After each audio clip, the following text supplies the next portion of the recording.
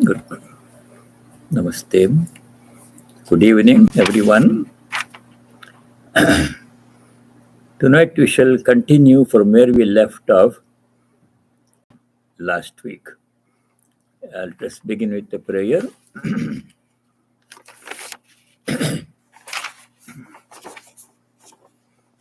Om Tava Kathamritam Tapta Jivanam Kavibiriditam Kalmashapagam Shravanamangalam Srimadatam Bhuvi Grananti Te Bhurida Jana. Your words are like nectar, bringing life to scorched souls. They are praised by poets and remove all sin.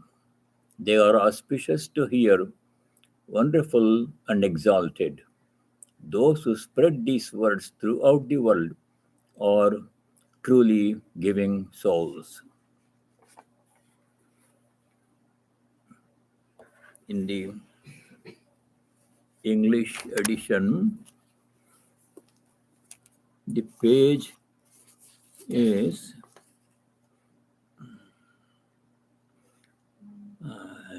429. Advice to an actor. 429. In the Bengali edition, it is page 430. Shadvimsha Pariched. Jatrawala o Sangsare Sadhana, Ishar Darshaner, Ata Darshaner Upai. Bengali book. Nandan.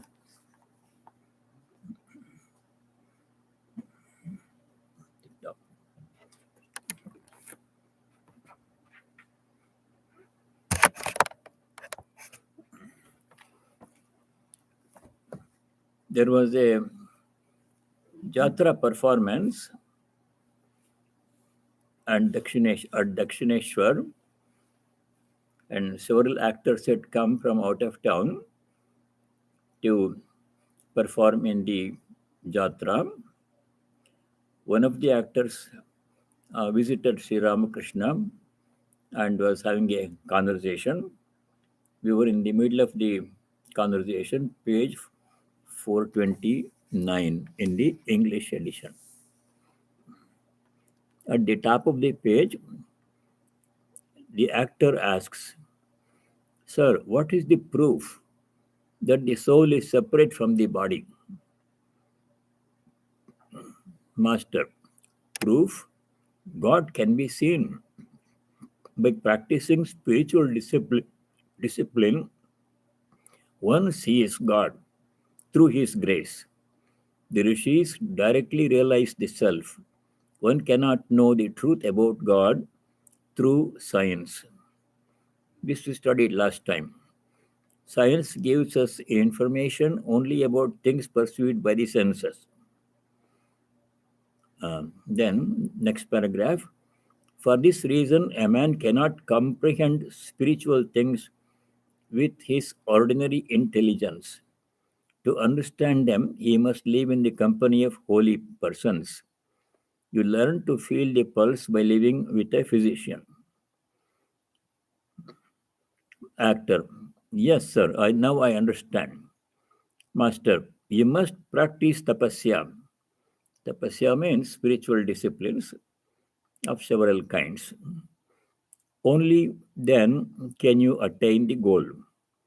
It will avail you nothing even if you learn the texts of the scriptures by heart. You cannot become intoxicated by merely saying Siddhi over and over. You must swallow some. Siddhi here means not the occult powers, yet some intoxicating substance. One cannot explain the vision of God to others. One cannot explain conjugal happiness to a child 5 years old. Actor. How does one realize the Atman? Very important question. Now, there was a little bit of a digression in the conversation. Just then, Rakhal was about to take his meal in the master's room.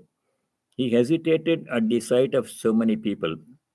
During those days, the master looked on Rakhal as Gopala and on himself as Mother Yashoda.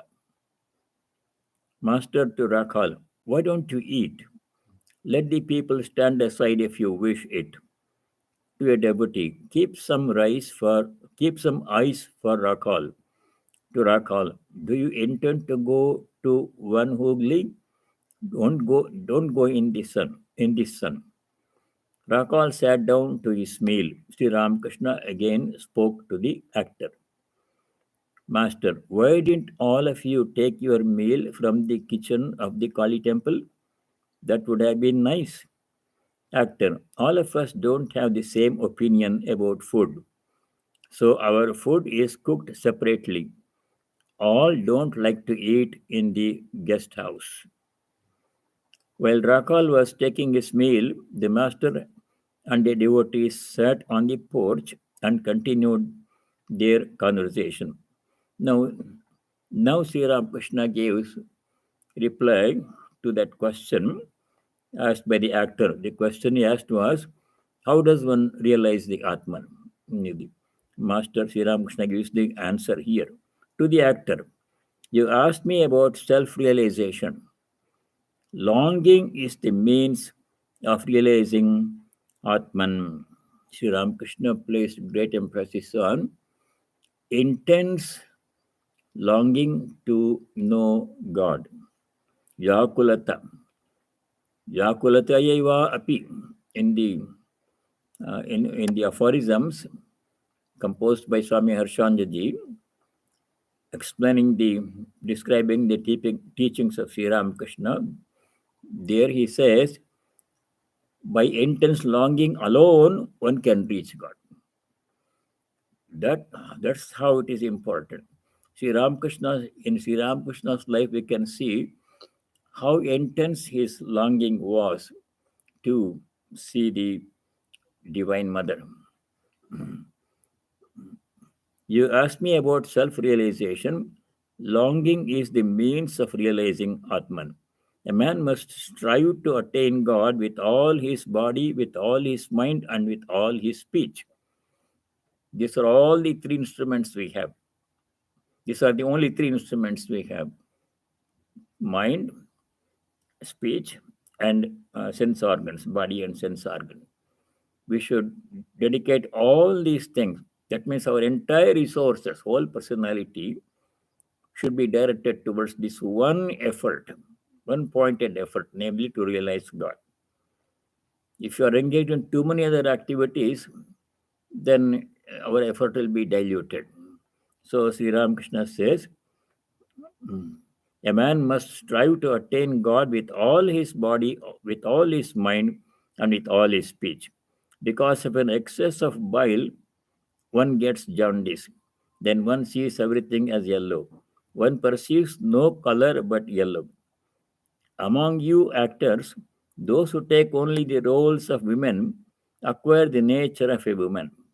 By thinking of woman, your ways and thoughts become womanly. Just so, by thinking day and night of God, one acquires the nature of God. Earlier days, many women were not uh, participating in theater drama. Some were. Generally, some men used to play the role of women. So they, whatever we think most often, that becomes our nature, our personality. By thinking of woman, your ways and thoughts become. By thinking of woman, your ways and thoughts become womanly. Just so, by thinking day and night of God, one acquires the nature of God. This teaching he has given earlier, elsewhere in the Gospel. Whatever we think most often, that quality we acquire. A person thinking about God most of the time will acquire divine qualities and eventually realize God. A person thinking about worldly matters most of the time becomes more deeply engrossed in worldly matters and moves away from God. Just so, by thinking day and night of God, one acquires the nature of God. The mind is like white linen just returned from the laundry. It takes on the color you dip it in. Actor, but it must be sent to the laundry. But it must first be sent to the laundry. Master, yes, first is the purification of the mind. Afterwards, if you direct the mind to the contemplation of God, it will be colored by God consciousness. Again, if you direct the mind to worldly duties, such as the acting of a play, it will be colored by worldliness. As we think, so we become. This is a very well known old adage. This comes in the Ashtavakra Samhita also, which we are going to start studying this Sunday onwards.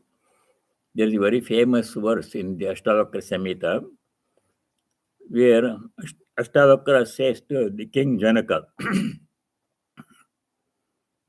Ashtavakra says, if a person constantly affirms that I am free, that person will become free, free from all bondage, limitations, and suffering. If a person constantly thinks, I'm suffering, I'm weak, I cannot do this, then that will not happen to that person. He will continue to suffer. So, our thoughts are the most powerful instrument that we have to achieve anything. If you want to realize God, most of the time we should think about God. That is, constantly practicing the presence of God. This can be done in many different ways. Sri Ramakrishna's favorite method is to chant the name of God and chant or sing his glories. So he says, if you direct the mind to worldly duties, such as the acting of a play, it will be colored by worldliness. Sri Ramakrishna had rested on his bed only a few minutes when Hari, Narayan, Narendra Banerjee, and other devotees arrived from Calcutta and saluted him. This Narendra Banerjee, different person, not a Swami Vivekananda. Narendra Banerjee was the son of the professor of Sanskrit at the Presidency College of Calcutta. Because of friction with other members of the family, he had rented a separate house where he lived with his wife and children. Narendra was a very simple and guileless man. He practiced spiritual discipline and at the time of meditation heard various sounds, the sound of a gong and so on. He had traveled in different parts of India and he visited the master now and then. Narayan, another devotee who came, was a schoolboy, 16 or 17 years old. He often visited the master, who was very fond of him. Hari lived with his brothers at their Bagbazar house. He had studied up to the matriculation class in the General Assembly institution. Then he had given up his studies and devoted his time at home to the contemplation of God.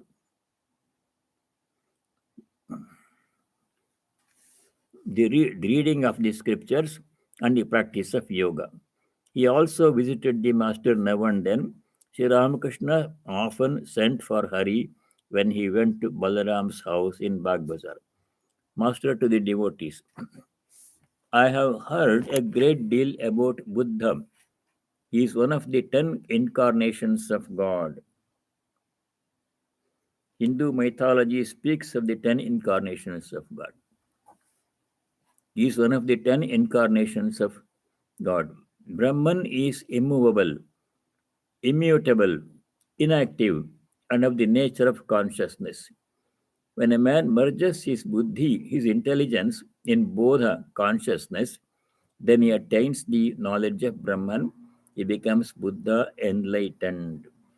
Buddha literally means one who is enlightened, awake, one who is awake. So it says, when a man merges his buddhi, his intelligence, in bodha, consciousness, then he attains the knowledge of Brahman. He becomes Buddha enlightened.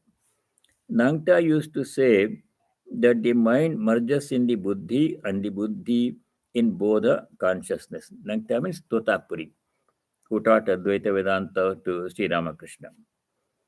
Now, next comes the next instruction is a little bit sounds like a puzzle, riddle. The aspirant does not attain the knowledge of Brahman as long as he is conscious of his ego. The ego comes under one's control after one has obtained the knowledge of Brahman and seen God. Otherwise, the ego cannot be controlled. It is difficult to catch one's own shadow. But when the sun is overhead, the shadow is within a few inches of the body. So, which happens first? One cannot attain knowledge of Brahman as long as one is conscious of the ego, individual personality. The ego comes under control after one has obtained knowledge of Brahman. So, these similar statements come in the Upanishads also. And the Upanishad says, when a person realizes the ultimate reality, supreme reality, then several things happen. All the knots of the heart are cut asunder. Knots means K-N-O-T-S, knots, things that bind, limit our heart. All the knots of the heart get uh, cut asunder. Then all the doubts will completely be removed. Total clarity will come. The third thing that will happen is all the karmas of such a person will be decimated. No prarabdha, nothing. Prarabdha will act only on the body. Sanchita karma, agami karma, they will not be there for such a person. All these three things happen when a person realizes God. Now, the scriptures also say you cannot realize God until you give up your ego, purify the mind, make the mind free from all the impurities. So that means we have to strive hard to purify the mind. And when the realization comes at that moment, total purity will come, and then both things will happen. Our all the weaknesses, knots of the heart get asunder, get get cuts asunder, and then all the impurities will go. Karma will all vanish. At the moment realization come, they both happen. But here it says, otherwise the ego cannot be controlled. It is difficult to catch one's own shadow. But when the sun is overhead, the shadow is within a few inches of the body. A devotee, what is the vision of God like? Question. What is the vision of God like? Master, haven't you seen a theatrical performance? The people are engaged in conversation when suddenly the curtain goes up. Then the entire mind of the audience is directed to the play. People don't look at other things any longer. Samadhi is to go within oneself like that. When the curtain is rung down, people look around again. Just so, when the curtain of Maya falls, the mind becomes externalized. The curtain of Maya is what makes us pursue the world. Whole world is so fascinating, so many things, infinite variety, everything is interesting, everything is fascinating, we get absorbed in it. As long as the curtain of Maya is down. When the curtain of Maya is lifted, when the divine experience happens, we don't experience the world at all in Samadhi. It is said in Samadhi, Whole world is lost. Only a person is absorbed in total absorption in the self. Just so when the curtain of Maya falls, the mind becomes externalized. You get engaged, involved in the world, entangled in the world. To Narendra Banerjee, you have traveled a great deal. Tell us something about the sadhus. Narendra told the story of two yogis in Bhutan who used to drink daily a pound of the bitter juice of neem leaves. He had also vanished the he had also visited the hermitage of a holy man on the bank of the Narmada. At the sight of the Bengali Babu dressed in European clothes, the sadhu had remarked, "He has a knife hidden under his clothes, next to his belly." So many, all kinds of people live in those regions, Uttarakhand and the Himalayas, and they're all spiritual seekers, each seeking God in his or her own way. So we should not think that when we go to those areas, we see all the yogis being absorbed in samadhi, sitting in samadhi. Not like that. So many different kinds of things doing, so many different kinds of people engage in different activities. Master, one should keep pictures of holy men in one's room. That constantly quickens divine ideas. Picture means when we look at any object, need not be only a picture. Any object, if you look at the object, then that mind gets connected to that object. And that moment you are thinking about that object. Even if we don't see anything, if we just remember something, mentally we visualize somebody whom we had seen a long time ago. That person is not there. Just mentally visualizing, that is enough for us to become be in contact with the person. That moment you are in contact with that person, we are thinking about that person. So Sri Ramakrishna in several places has advised uh, devotees to keep pictures of holy people and sadhus, gods and goddesses, so that when the moment you look at a picture, we think about that person or personality in that picture. If we look at the picture of Rama, we think about Rama that moment. That's another way to seek holy company. Holy company can be sought in different ways. The best way is to have uh, physically be close to a holy person, which is not always possible.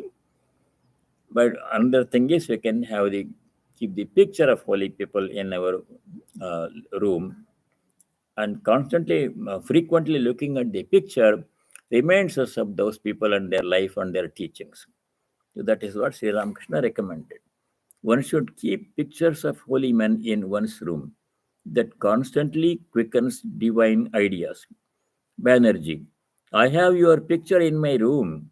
Also, the picture of a sadhu living in the mountains, blowing on a piece of lighted charcoal in a bowl of hemp. All kinds of things. Hmm. Master, it is true that one's spiritual feelings are awakened by looking at the picture of a sadhu. It is like being reminded of the custard apple by looking at an imitation one, or like stimulating the desire for enjoyment by looking at a young woman. Therefore, I tell you that you should constantly live in the company of holy men, holy people. Very often in the gospel, throughout the gospel, Sri Ramakrishna emphasized the importance of seeking holy company. The company we keep that determines our that shapes our personality. If you associate with holy people, where holiness, the holy thoughts will influence us, and their company is uplifting, spiritually uplifting, and there's not when we see holy person, we don't talk about worldly matter. We think about God. We talk about God. That's the benefit. Otherwise, if we mix with all kinds of people, may not be all bad people, but their interests are different. Some everybody is not interested in God realization. They are interested in other things. They are interested in worldly matters like sports and movies and politics and money and cars and all those things. They will be talking about those things. They are not useful to us, waste of time. So we should seek holy company as much as possible. The other advantage of holy company is a holy person is one whose thoughts materialize. That person has done intense spiritual practice for many years and observed total truthfulness. Then, in whatever such a person says, will have to materialize. We did not even say a thought that such a person thinks is enough. That will benefit us. I remember an example of this how just a thought of a holy person can make things happen. A fascinating story. One of the disciples of Shankaracharya. Shankaracharya had four principal disciples, the Totakacharya, Hasta, Malaka, and Padmapada and Sureshwara. This one person, Totakacharya, his name was not Totakacharya before he met Shankara. His name was Giri, a young man. So Shankara used to go from place to place with his disciples and put up a camp there and do this, give discourses on Vedanta, do things like that. So in one place where Shankara went, this young man went to see Shankara, Giri, he was his name. And immediately he was attracted to Shankara and he wanted to join Shankara's group of disciples, but he didn't have any qualification. He had not studied Sanskrit or Vedanta or anything, but Shankara allowed him to come. He saw the potential. So Totaka, not being of a scholarly type, other disciples were very interested in scripture study, especially Sureshwara and Padmapada. They were experts. This Giri didn't have any such inclination towards scholarly study, but he was very devoted to Shankara. He would day and night serve Shankaracharya. He was such a good disciple. Without even before Shankara expressed any need for service, Totaka would anticipate and provide that service without before being asked. So much devotion.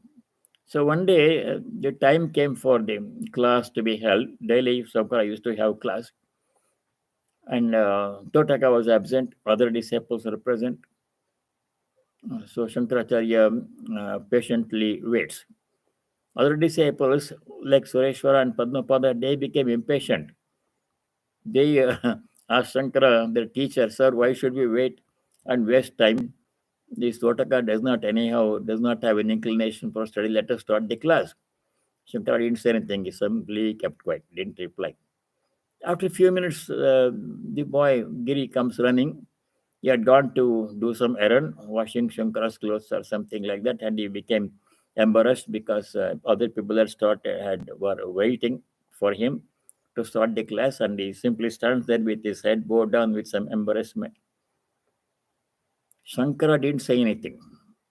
One thought, that's all. No word was spoken.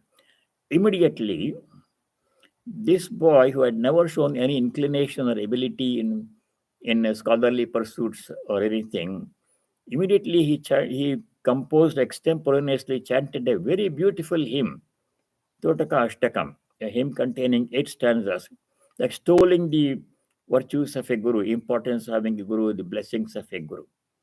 He chants that one. Just at that moment, everybody was astounded how this young man who had never shown any ability or inclination to such pursuits, scholarly pursuits, could compose and chant this beautiful hymn. What happened was Shankaracharya simply made a sankalpa. Sankalpa means a wish. May this person be illuminated. That's all. He didn't say anything loudly. That was enough. That moment, he had acquired all the knowledge. That is the power of holy company. Whatever a holy person says, will become true. If you go to a holy company, a holy person, and seek his or her blessings, and with that holy person says, "May it be so," tathastu, that will happen. That's the power of holy company. That's why Sri Ramakrishna often emphasizes the importance of seeking holy company. Therefore, I tell you that you should constantly live in the company of holy men, holy women, holy people. To Banerjee, you know very well the suffering of the world. You suffer whenever you accept enjoyment. As long as the kite kept the fish in its beak, it was tormented by the flock of crows. So he refers to the parable he had said earlier in the same chapter. A kite was holding a fish in its beak and trying to find a place on a tree to sit down and eat the fish.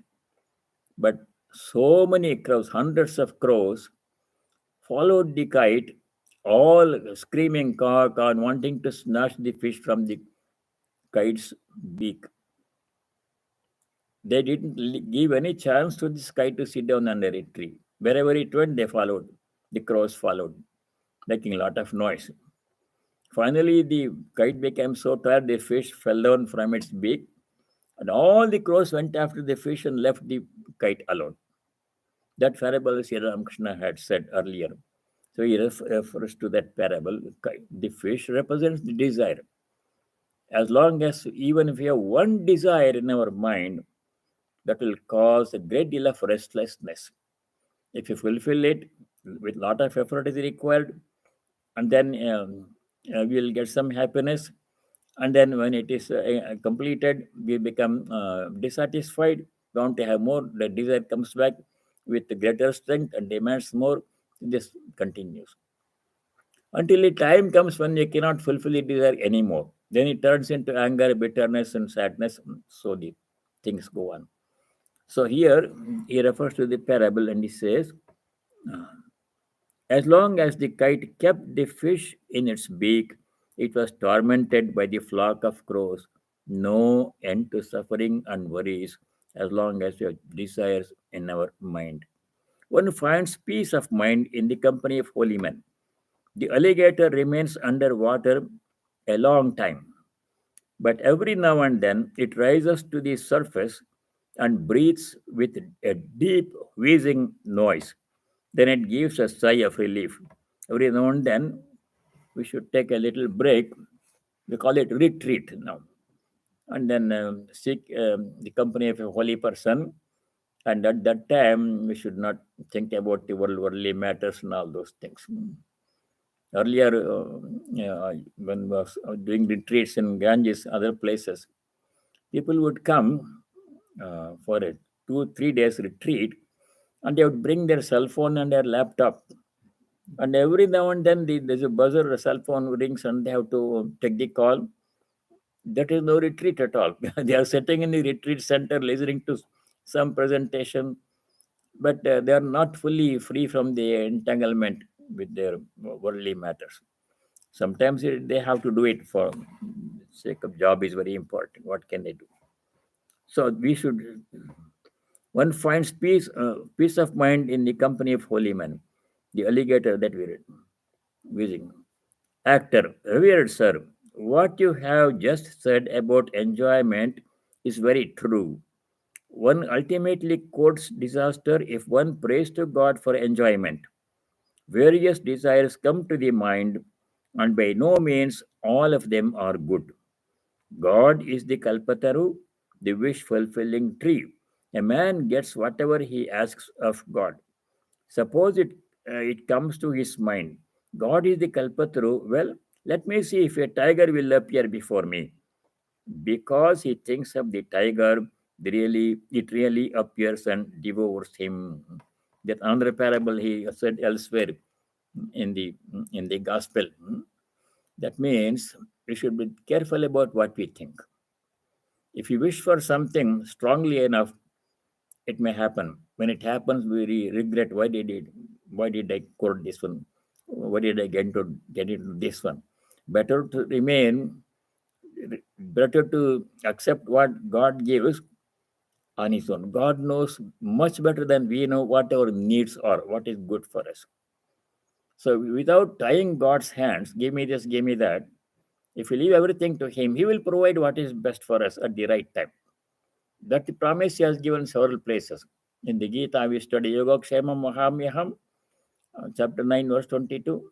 Ananya Shintayanto Mam Yejana Paryupasate Tesham Nityavayuktanam Yoga Kshemam Mahamyaham. Yoga means the Lord is promising two things He will do if you are devoted to God. What are the two things God will do for us? Yoga means He will provide what we need. If we don't have something that we need, He will provide it at the right time. We ourselves may not know what is good for us. We may ask for something which may not be good for us. Then we will say, why did I ask for this? Better to leave it to Him. Then second thing that the Lord does for us is kshema. Kshema means protecting what we have. If you have total faith in the words of God, then there is no anxiety, there is no seeking. True devotion, Shuddha Bhakti Prema means no seeking. Ordinarily, people seek something from God. We saw in the Gita, four kinds of people worship me, the Lord says. Artha, Jignasu, Jnani, Artharthi. Artha means a person who is in some kind of trouble, many kind of problem, family problem, job problem, financial problem, health problem, numerous things. And such a person prays to God for relief from that problem. It is understandable. Sri Krishna does not say it is bad. He says it is okay in the beginning to seek relief from suffering if a person is suffering. A stage will come as your devotion deepens and things become clearer, devotion becomes purer. Then we say, why should I ask? Does he not know that I am having this problem? He knows what I need, and at the right time he will remove the problem. I don't have to ask him. That total surrender to the will of God will come. No seeking. That is pure devotion. So here, that's what Sri Ramakrishna is saying. A man gets whatever he asks of God. Suppose it comes to his mind, God is the Kalpataru. Well, this is the actor is saying this one. God is the Kalpataru. Well, let me see if a tiger will appear before me. Before he thinks of the tiger, it really appears and devours him. Master, yes, you must remember that the tiger comes. What more shall I tell you? Keep your mind on God. Don't forget Him. God will certainly reveal Himself to you if you pray to Him with sincerity. Another thing, sing the name of God at the end of each performance. The actor was asking the question. At the end of each performance, sing the name of God. Then the actors, the singers, and the audience will go home with the thought of God in their minds. At the beginning and end of any activity, the tradition is to pray to God, a brief prayer before you begin anything.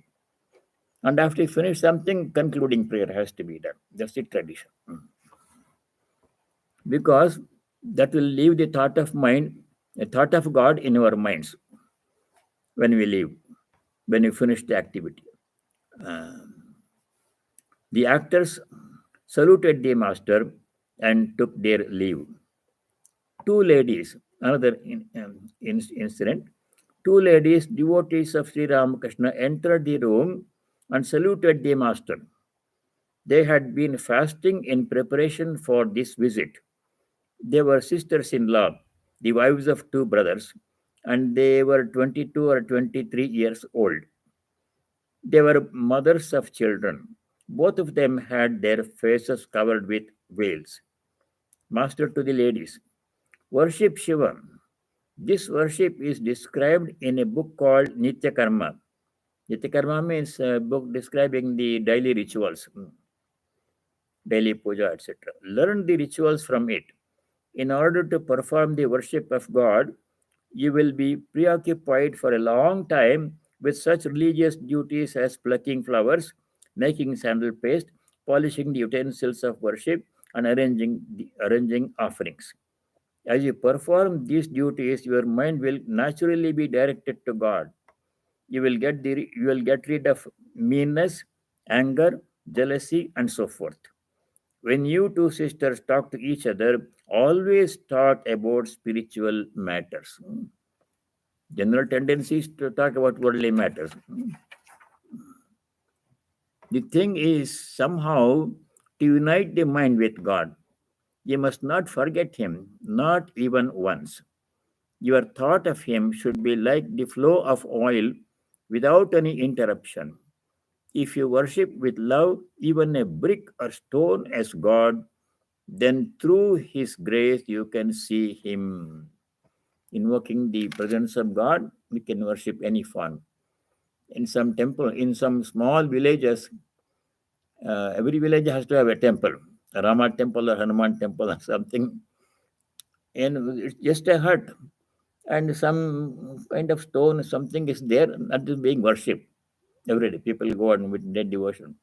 It doesn't matter what we were. They are invoking the presence of God in that stone, and that's what produces the effect. So he says, if you worship with love even a brick or stone as God, then through His grace you can see Him. Remember what I have said just to you. One should perform such worship as a Shiva Puja. Once the mind has become pure, once the mind has become mature, one does not have to continue formal worship for long.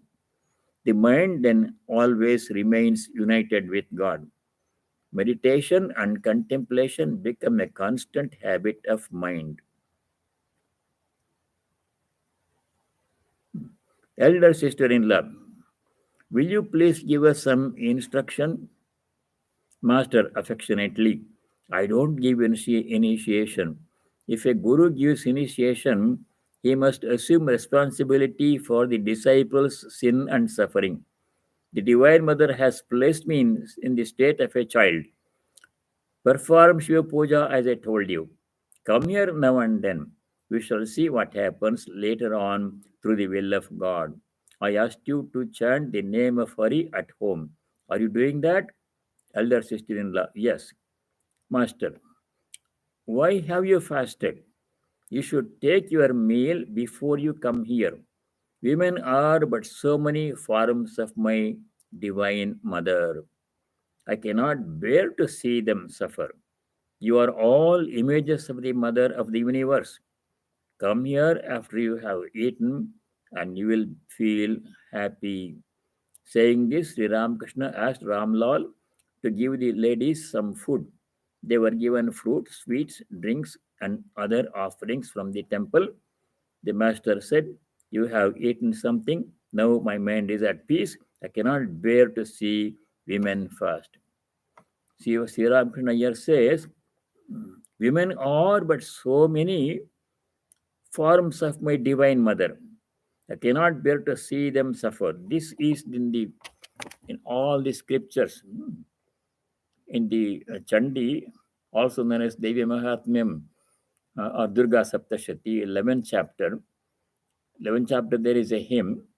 There, verse number 6, chapter 11, verse 6, there the Rishi says, Markandeya Rishi says, Vidya samasta stavade vibheda striyas samasta sakala jagatsu tvaya ekaya puritamamba etat kate stutistavya para paroktihi sakala jagatsu, in the whole world, samasta striyaha, all the ladies, all women, no exception, without any exception, all women, sakala striyaha, Tavedevi Bheda, they are images of you, they are embodiments of the Divine Mother themselves. That's how Sri Ramakrishna always looked upon all women as the Divine Mother herself wearing that form. Even in the prostitute, there was a Ramani prostitute. She was walking one day, and Sri Ramakrishna saw her, and he said, "Oh, Divine Mother, you have chosen to come in this form. In she can take any form she likes. All women are images, embodiments of the Divine Mother." This was how he treated all women. See, Swami Vijay also said the same thing in his when he was in Thousand Island Park. in July, August 1895,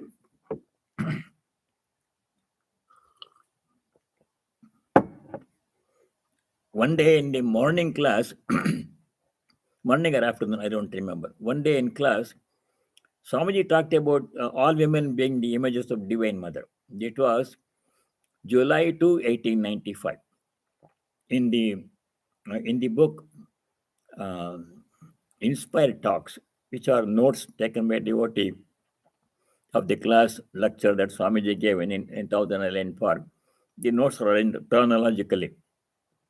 If you look on the July 2, 1894, the Swamiji's topic that day was seeing every woman as the Divine Mother herself.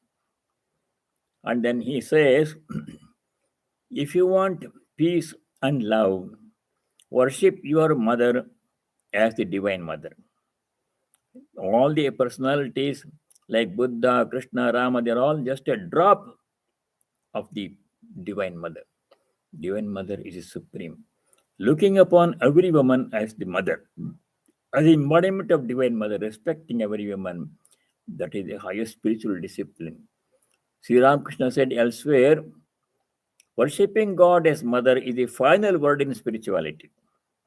Worshipping God as the Divine Mother is a final word in spirituality. That's how important he gave to this treatment of women with great respect. You have eaten something, now my mind is at peace. I cannot bear to see women fast. Now that's the end of that section. It was about 5 o'clock in the afternoon. Sri Ramakrishna was sitting on the steps of the Shiva temples. Adhar, Dr. Nitai, M, and several other devotees were with him. Master to the devotees, I want to tell you something. A change has been coming over my nature. The master came down a step and sat near the devotees. It seemed that he intended to communicate some of his deeper experiences to them. Master, you are devotees. I have no hesitation in telling you this. Nowadays, I don't see the spirit form of God. He is revealed to me in human form. It is my nature to see the form of God, to touch and embrace Him. God is saying to me, you have assumed a body, therefore enjoy God through His human forms. God no doubt dwells in all, but he manifests himself more through man than through other beings. Man is human beings. Is man an insignificant thing? He can think of God, he can think of the infinite, while other living beings cannot. God exists in other living beings, animals, plants, nay, in all beings, but he manifests himself more through man than through these others. Fire exists in all beings, in all things, but its presence is felt more in wood. Rama said to Lakshmana, look at the elephant, brother. He is such a big animal, but he cannot think of God. But in the incarnation, there is the greater manifestation of God than in other men. Rama said to Lakshmana, brother, if you see in man ecstatic love of God, if he laughs, weeps, and dances in divine ecstasy, then know for certain that I dwell in him. The master remained silent, and after a few minutes, he resumed the conversation. Means, as he said in several places in the gospel, God is manifest in everything. But in some beings, in human beings, he is manifest to the maximum extent. The presence of God is more clearly visible in human beings than in other beings. Hmm. Though his presence is the same in all, God does not make any distinction. God does not favor human beings and become less favorable to other beings. He is same towards all. Name dveshvasti na priyaha, he says in the 9th chapter of the Gita. It is just like sunlight falling on various objects. Same amount of sunlight falls on all the objects. Some of the objects reflect sunlight more, others less. Some objects which are very bright, highly polished objects, like a piece of mirror, reflect almost all the light that falls upon them, as if another sun is there, so bright. Dull objects, they reflect very little of the sunlight that falls upon them. In the same way, God's presence is same in all the beings. That's one theme that comes throughout the Gita in many places, notably in which one? Samam Sarveshu, chapter 13, verse 27. There, Bhagavan Sri Krishna says, Samam Sarveshu Bhuteshu Tishtantam Parameshwaram. Parameshwara, the Supreme Lord, is present Samam in the same way in all the beings, Sarveshu Bhuteshu. But in some beings, he is very clearly manifest. Those are holy people, saintly people. They have pure minds, and the presence of God is very clearly visible in them, even to onlookers. If we just go near them, in their very ambience, we feel peace and joy. They radiate spirituality. The same divine is present in the same way in the other people also, wicked people, but his presence is hidden deeply under many layers of ignorance, lust, anger, greed, etc. Presence is the same. So we have to see divine presence in all in the same way. So that is what Sri Ramakrishna is saying here.